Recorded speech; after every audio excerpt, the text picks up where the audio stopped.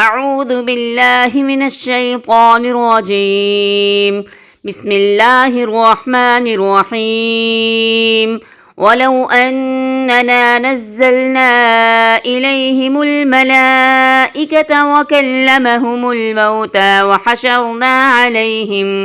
وحشرنا عليهم كل شيء قبلا ما كانوا ليؤمنوا إلا أن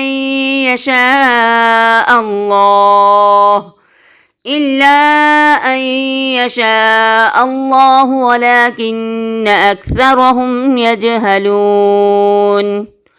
قرآن حکیم کے 8ویں پارے میں سورۃ انعام کے آخری 7 رکوع یعنی رکوع نمبر 14 تا 20 اور سورۃ اعراف کے ابتدائی 10 رکوع شامل ہیں۔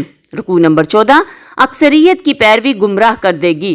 14ویں رکوع میں فرمایا کہ اگر مشرکین مکہ پر فرشتوں کا نزول ہو، مردے زندہ ہو کر ان سے کلام کریں یا کوئی بھی معجزہ انہیں دکھا دیا جائے، وہ ایمان نہیں لائیں گے۔ اصل میں یہ شیاطین ہیں جو انہیں ملمہ کی ہوئی باتیں دھوکہ دینے کے لیے سجاتے ہیں۔ ان خوشنما باتوں سے وہی متاثر ہوتے ہیں جو آخرت کی جواب دہی پر یقین نہیں رکھتے۔ اللہ نے نبی صلی اللہ علیہ وسلم پر ایک عادلانہ شریعت نازل کی ہے۔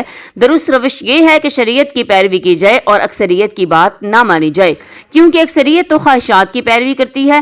برائی اور بے حیائی کی ہر صورت کو چھوڑ دیا جائے اور اللہ کے احکامات پر عمل کو زندگی میں لازم کر لیا جائے۔ رکوع نمبر 15 خوش قسمت انسان۔ 15 رکوع میں اس انسان کی خوش قسمتی بیان کی گئی جو غفلت میں پڑ کر گویا مردہ تھا۔ اللہ نے اسے بیدار کیا، عمل کی توفیق دی اور قرآن کا علم دیا جس سے وہ دوسروں کو بھی بیدار کر رہا ہے۔ اللہ ہمیں بھی ایسی سعادت عطا فرمائے، آمین۔ آگاہ کیا گیا کہ ہر بستی میں حق اولین مخالفین بستی کے سردار ہوتے ہیں۔ تکبر کی وجہ سے ان کا سر حق کے سامنے نہیں جھکتا۔ اللہ جسے ہدایت دیتا ہے اس کا سینہ حق کی قبولیت کے لیے کھول دیتا ہے، اسے اللہ کا ہر حکم ایک خیر محسوس ہوتا ہے۔ اس کے برعکس جو شخص ہدایت کی نعمت سے محروم ہوتا ہے وہ اللہ کے ہر حکم کو ایک بوجھ سمجھتا ہے۔ رکوع نمبر 16 مذہبی پیشواؤں کے من چاہے فیصلے۔ 16ویں رکوع میں بیان کیا گیا کہ روز قیامت اللہ جنات اور انسانوں سے پوچھے گا کہ کیا تمہارے پاس رسول نہیں آئے تھے جو تمہیں میرے احکامات سکھاتے تھے اور آخرت کی جواب دہی کے حوالے سے خبردار کرتے تھے؟ وہ اعتراف کریں گے کہ ایسا ہوا تھا، لیکن ہمیں دنیا کی زندگی نے دھوکے میں ڈال دیا تھا۔ اس رکوع میں مزید فرمایا کہ مشرکین کے پنڈت کھیتیوں اور جانوروں میں سے کچھ اللہ کے نام کرتے ہیں اور کچھ بتوں کے نام۔ باطل معبودوں کی خوشنودی کے لیے لوگوں کو اپنی اولاد قربان کرنے کا حکم دیتے ہیں۔ جانوروں کے بارے میں طے کرتے ہیں کہ ان میں سے کس کا گوشت حلال ہے اور کس کا ممنوع، کس جانور پر سواری کی جا سکتی ہے اور کس پر نہیں۔ وہ فیصلے خود کرتے ہیں لیکن انہیں منسوب اللہ کی طرف کرتے ہیں۔ بلا شبہ وہ جھوٹے اور گمراہ ہیں۔ رکوع نمبر 17 خوراک کے حوالے سے اللہ کی نعمتیں۔ 17ویں رکوع میں خوراک کے حوالے سے اللہ کی نعمتوں کا ذکر ہے۔ اللہ نے ایسے باغات پیدا کیے جن میں درخت اپنے سہارے کھڑے ہوتے ہیں اور ایسے بھی جن میں بیلوں کو چھتریوں پر چڑھایا جاتا ہے۔ پھلوں اور کھیتیوں کے مختلف ذائقے پیدا کیے۔ ان نعمتوں کو کھاؤ اور اللہ کا حق یعنی عشر اسی روز دو جس روز پھل اتارو یا کھیتی کاٹو۔ اسراف نہ کرو، اللہ کو اسراف کرنے والے پسند نہیں۔ اللہ نے حلال جانوروں میں بھی بردار بھی پیدا کیے اور ایسے جانور بھی جو بوجھ نہیں اٹھا سکتے، ان میں سے بھی کھاؤ اور اللہ کا شکر ادا کرو۔ بلا دلیل ان میں سے کسی کو بھی حرام نہ قرار دو۔ رکوع نمبر 18 اللہ کا اذن ہر کام میں ہے لیکن رضا صرف نیکی میں۔ 18ویں رکوع میں آگاہ کیا گیا کہ یہود پر ان کی شرارتوں کی وجہ سے بعض حلال اشیاء حرام کر دی گئی۔ مشرکین کا قول بیان کیا گیا کہ اگر اللہ چاہتا تو ہم نہ شرک کرتے اور نہ خود سے کسی شے کو حرام قرار دے سکتے۔ جواب دیا گیا کہ اللہ نے انسان کو نیکی اور برائی اختیار کرنے کا اختیار دیا ہے۔ ہر نیکی یا برائی کا اذن وہی دیتا ہے، البتہ برے کام میں اس کا اذن ہوتا ہے، رضا نہیں۔ دلیل دو کہ اللہ نے کہاں تمہیں حکم دیا ہے کہ شرک کرو؟ ہاں، شرک کی ممانعت کے حوالے سے بارہا حکم دیا گیا۔ رکوع نمبر 19 اسلام کی معاشرتی تعلیمات۔ 19ویں رکوع میں اسلام کی معاشرتی تعلیمات کا بیان ہے۔ ہدایت دی گئی کہ اللہ کے ساتھ کسی کو شریک نہ کرو، والدین کے ساتھ حسن سلوک کرو، مفلسی کے ڈر سے اولاد کو قتل نہ کرو، ظاہری اور پوشیدہ ہر بے حیائی سے بچو، کسی انسان کو ناحق قتل نہ کرو، یتیم کے مال کی حفاظت کرو، ناپ تول میں کمی نہ کرو، ہمیشہ عدل کی بات کرو، وعدے پورے کرو اور قرآن حکیم کو پیروی کی نیت سے سمجھ کر پڑھو۔ یہ ہے قرآن پر عمل کا راستہ، اس کے سوا کسی اور کی راہ مت اختیار کرو۔ اللہ ہمارے لیے ان ہدایات پر عمل آسان فرما دے، آمین۔ رکوع نمبر 20 سیدھا راستہ کیا ہے؟ 20ویں رکوع میں صراط مستقیم کی وضاحت ہے۔ صراط مستقیم ہے خالص دین پر عمل کرنا، یعنی ہر معاملے میں یکسو ہو کر اللہ کی اطاعت کرنا، اس کی عملی مثال ہے حضرت ابراہیم علیہ السلام کے حیات مبارکہ، جنہوں نے ہر محبت کو اللہ کی محبت کے سامنے قربان کر دیا۔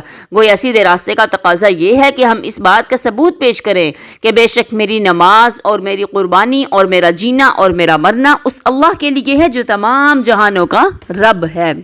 اللہ نے ہمیں زمین میں اختیار دیا ہے اور اسی میں ہمارا امتحان ہے۔ اللہ کی بندگی کریں گے تو اس کے شان رحیمی و غفاری کے مستحق ٹھہریں گے، اگر اللہ کی نافرمانی کریں گے تو اس کے شدید عذاب سے دوچار ہوں گے۔ اپنے لیے اچھے یا برے انجام کی راہ اختیار کرنا ہمارے اختیار میں ہے۔ اللہ ہمیں صراط مستقیم اختیار کرنے کی توفیق عطا فرمائے، آمین۔ سورۃ اعراف، رکوع نمبر 1۔ روز قیامت فیصلہ نیک اعمال کے وزن پر ہوگا۔ پہلے رکوع میں آگاہ کیا گیا کہ اللہ نے کئی قوموں کو ان کے گناہوں کی پاداش میں ہلاک کیا۔ جب تباہی آئی تو وہ اعتراف کرنے لگے کہ ہم ہی ظالم تھے، یہ تو دنیوی بربادی تھی، اصل عذاب روز قیامت ملے گا۔ اس روز فیصلہ کن شے نیک اعمال کا وزن ہوگا۔ جن کی نیکیاں زیادہ ہوئیں وہ کامیاب ہوں گے، جن کے نیک اعمال کم ہوں گے وہ دردناک عذاب سے دوچار ہوں گے۔ رکوع نمبر 2، ابلیسیت اور آدمیت میں فرق۔ دوسرے رکوع میں قصہ آدم ابلیس بیان ہوا۔ واضح کیا گیا کہ ابلیسیت اور آدمیت میں کیا فرق ہے۔ ابلیس نے تکبر کیا اور حضرت آدم علیہ السلام کو سجدہ کرنے کا حکم الہی توڑ دیا، اپنے جرم پر کسی ندامت کا اظہار نہ کیا بلکہ جرم کے حوالے سے اللہ کو مورد الزام ٹھہرایا۔ اس کے برعکس حضرت آدم علیہ السلام کو اللہ نے بڑائی عطا کی، انہوں نے خود سے نہیں بلکہ ابلیس کے بہکاوے میں آ کر خطا کی۔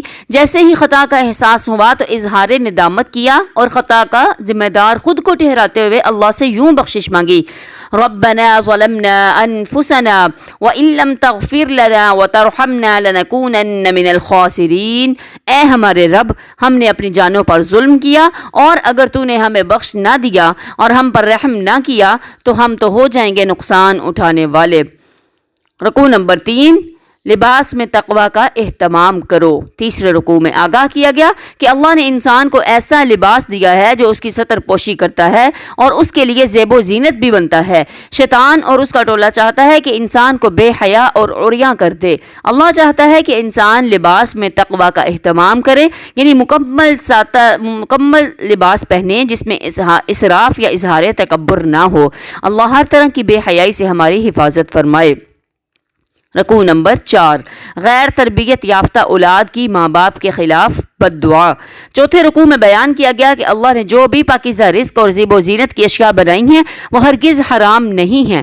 حکم یہ ہے کہ انہیں حلال طریقے سے حلال کیا جائے اور حلال طریقے سے حاصل کیا جائے اور ان میں شریعت کے مطابق استفادہ کیا جائے۔ اس رکوع میں خبردار کیا گیا کہ اگر اولاد کی صحیح دینی تربیت نہ کی تو وہ اولاد جہنم میں جانے کے بعد اللہ سے بد دعا کرے گی کہ ہمارے ماں باپ کو دگنا عذاب دیا جائے، ان کی وجہ سے ہمیں یہ بربادی دیکھنی پڑی۔ اللہ فرمائے گا تم سب کے لیے دگنا عذاب ہے، اس لیے تم نے بھی اپنی اولاد کی دینی تربیت نہیں کی تھی۔ اللہ ہمیں اپنی اولاد کو دین کی راہ کی طرف مائل کرنے کی توفیق عطا فرمائے، آمین۔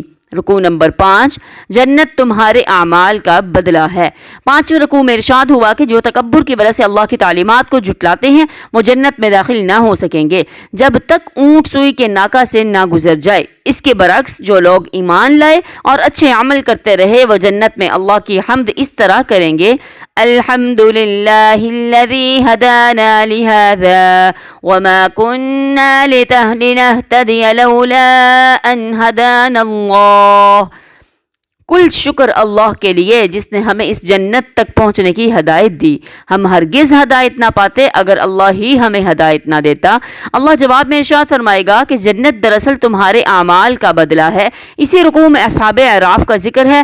یہ وہ لوگ ہیں جن کی نیکیاں اور برائیاں برابر تھیں، نہ جنت میں داخل کیے گئے اور نہ جہنم میں گرائے گئے۔ وہ دعا کریں گے کہ اے اللہ ہمیں جہنم سے محفوظ فرما اور جنت میں داخل فرما۔ رکوع نمبر 6، آخرت کی تیاری سے غافل نہ ہو۔ 6ویں رکوع میں بیان کیا گیا کہ اصحاب اعراف کی دعا قبول کی جائے گی اور وہ جنت میں داخل کر دیے جائیں گے۔ اسی رکوع میں ان لوگوں کی مذمت کی گئی جنہوں نے کھیل تماشے کو ہی اپنا دین بنا لیا، وہ آخرت کی تیاری کے لیے کبھی سنجیدہ ہوئے ہی نہیں، اب روز قیامت برے انجام کو دیکھ کر اپنی غفلت پر افسوس کریں گے، لیکن اب اس افسوس کا کوئی فائدہ نہ ہوگا۔ رکوع نمبر 7، دعا کے آداب۔ ساتویں رکوع میں تلقین کی گئی کہ دعا صرف اپنے حقیقی رب یعنی اللہ سے کرو۔ دعا کے آداب یہ ہیں کہ تنہائی میں اور گڑ گڑا کر مانگی جائے، دعا کرتے ہوئے اللہ سے اچھی امیدیں بھی ہوں اور اس کا خوف بھی طاری ہو۔ دعا میں زیادتی نہ کی جائے یعنی چلا چلا کر نہ مانگا جائے، اور نہ ہی ایسی دعا کی جائے جس سے کسی اور کا نقصان ہو۔ اللہ سے بھلائی کا سوال کیا جائے، زمین میں فساد نہ کیا جائے یعنی اللہ کی نافرمانی نہ کی جائے۔ اگر ہم اللہ کا حکم پورا نہیں کریں گے تو اللہ بھی ہماری دعا پوری نہ کرے گا۔ رکوع نمبر 8، قوم نوح کی روش اور انجام۔ 8ویں رکوع میں حضرت نوح علیہ السلام کا واقعہ بیان ہوا۔ انہوں نے قوم کو اللہ کی بندگی کی دعوت دی، قوم کے سرداروں نے ان کی دعوت کو جھٹلایا اور حضرت نوح علیہ السلام پر گمراہ ہونے کا بہتان لگایا۔ اللہ نے حضرت نوح علیہ السلام اور اہل ایمان کو بچا لیا اور جھٹلانے والوں کو ایک طوفان کے ذریعے ہلاک کر دیا۔ رکوع نمبر 9، قوم ہود کی بربادی۔ 9ویں رکوع میں حضرت ہود علیہ السلام کی داستان بیان ہوئی۔ سرداران قوم نے ان کی دعوت توحید کو جھٹلایا اور انہیں جھوٹا اور احمق قرار دینے کی گستاخی کی۔ اللہ نے ان بدبختوں کو برباد کر دیا اور اپنی رحمت سے حضرت ہود علیہ السلام اور اہل ایمان کو بچا لیا۔ رکوع نمبر 10، قوم صالح اور قوم لوط کا انجام۔ 10ویں رکوع میں حضرت صالح اور حضرت لوط علیہ السلام کی اپنی قوموں کے ساتھ کشمکش کا ذکر ہے۔ حضرت صالح نے اپنی قوم کو اللہ کی بندگی اختیار کرنے کی دعوت دی اور نشانی کے طور پر اللہ کے حکم سے ایک زندہ اونٹنی پہاڑ سے برآمد کر دی۔ قوم کے متکبر سرداروں نے نہ صرف ان کی تعلیمات کو جھٹلایا بلکہ اہل ایمان کو بھی نیکی کی راہ اختیار کرنے سے روکا، پھر معجزے کے ذریعے برآمد ہونے والی اونٹنی کو مار دیا۔ اللہ نے زلزلے کے ذریعے قوم کو تہس نہس کر دیا۔ حضرت لوط علیہ السلام نے قوم کو ہم جنس پرستی کی خباثت سے روکنے کی کوشش کی۔ قوم نے حضرت لوط علیہ السلام کو بستی سے نکالنے کا ناپاک منصوبہ بنایا۔ اللہ نے پتھروں کی بارش کے ذریعے اس بے حیا قوم کا کام تمام کر دیا۔